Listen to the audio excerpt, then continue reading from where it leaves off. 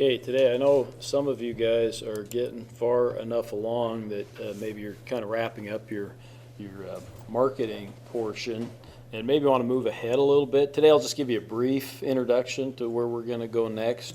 Next week, Tuesday and Thursday both, I'll kind of give you a little bit more detailed information about that. But next on our list, if I go to the Entrepreneurship and kind of take a look at it, next on our list is going to be the management and organization plan. I hope that's how I have it in the syllabus too. And just briefly for now, this is a part of the plan where you're actually not going to write a lengthy narrative for this. You will write a narrative. It's kind of like the financial section in that you're going to accumulate, however, a lot of supporting documents.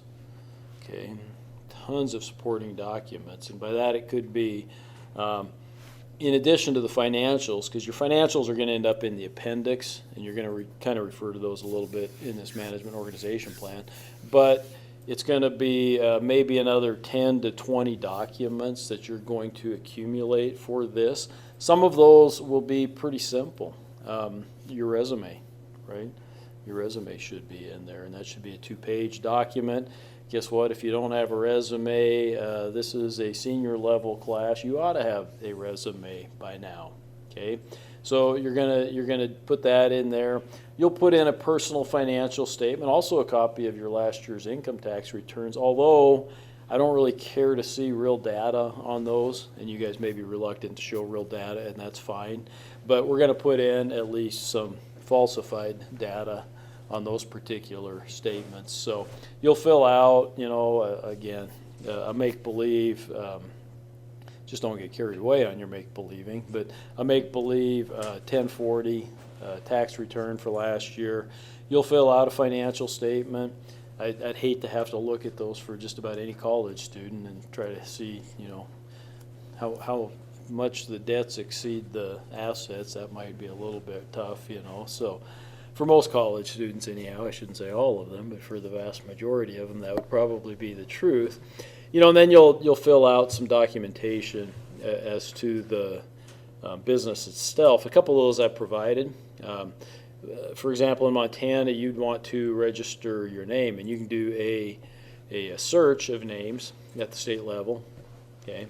And you'll need to do that, make sure your name's not already taken, but then I've provided you a name registration form and also articles of organization that you would file. I think the ones I have are probably for a LLC. Have to look. But again, you can go to the Secretary of State's office and download those pretty easily. I think I provided them. I should check and make sure that these are up-to-date ones. And I'll try to do that before you guys really get going. You will write a narrative, and your narrative you're going to write about, what's some of the day-to-day things that are going to happen. Who's going to show up in the morning and unlock the doors, right? Who's going to clean the place? Who's going to work when, and who's going to lock the doors at night when you go home? Who's gonna be your IT person? Have you thought about that even? You're probably going to need a computer and those types of things, and for many of you, you can probably do that on your own, but so you might outsource some of that computing stuff though, right? Unless you're an expert yourself, you may outsource that. Some of these things you'll think about, and you might start looking at your schedule and saying, "Oh crap, I didn't put enough payroll down, enough workers, enough hours down to meet, to cover the payroll. So I may have to go back and readjust some of those things."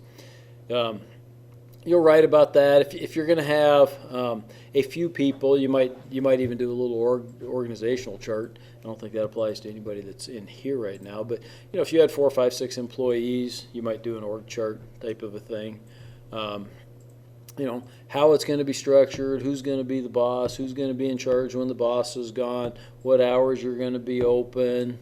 Those types of things are all going to fit into this management and organizational part of your plan. And again, it shouldn't take you a ton of time, but that way I've given you a few things right now that certainly you could work on. If you don't have a resume, get one. I don't know if I have in the templates, I think I might have a blank personal financial statement. Let me see up here if I do. I don't remember. Yeah, personal financial statement. It's an Excel file. Okay, and there's others that you can download, if you prefer to use another one. The IRS forms for the 1040, you can download from irs.gov. Okay, what a unique, weird place to go. I think you can even, if you download it, I think then you can even fill it in on the computer, print it off then. Okay, and a copy of that will go in the appendix. Okay.